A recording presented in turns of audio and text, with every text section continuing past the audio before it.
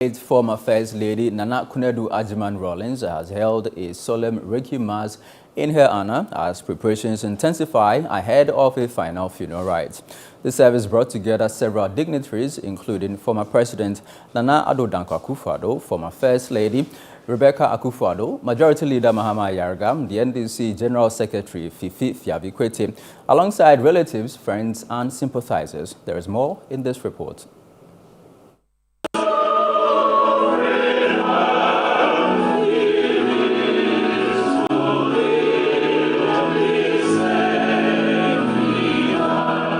The Requiem Mass is one of a series of events preceding her final funeral rites. Speaking on behalf of the family, her sister delivered an emotional tribute describing the late former First Lady as a trailblazer whose influence shaped their upbringing and later translated into national service and lifelong advocacy.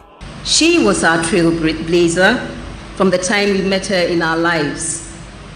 She was not the older sister, but by divine arrangement, while our older sister was at the time in boarding school, Nana Konadu slipped into that role and wore the mantle of the leader. During the ceremony punctuated by hymns, prayers, and scripture readings, Right Reverend Samuel Kofi Osabute, Bishop of the Accra Diocese of the Methodist Church, extolled her natural leadership, comparing her to the biblical Deborah. It is associated with confidence, industriousness, diligence, wisdom, community, courage, forcefulness, etc. What was her contribution to the nation of Israel? Deborah was a prophet. She also became a judge in Israel and was responsible and respected as a woman. She lived in the days when Israel had no king, when no one gave the orders, and when no one was in control. Judges 17:6.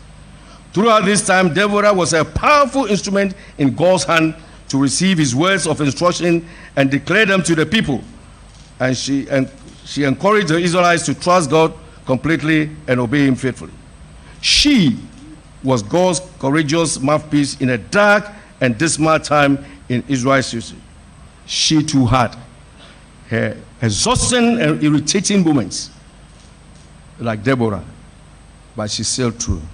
A state funeral will be held on Friday, November 28, 2025 at the Independence Square in Accra.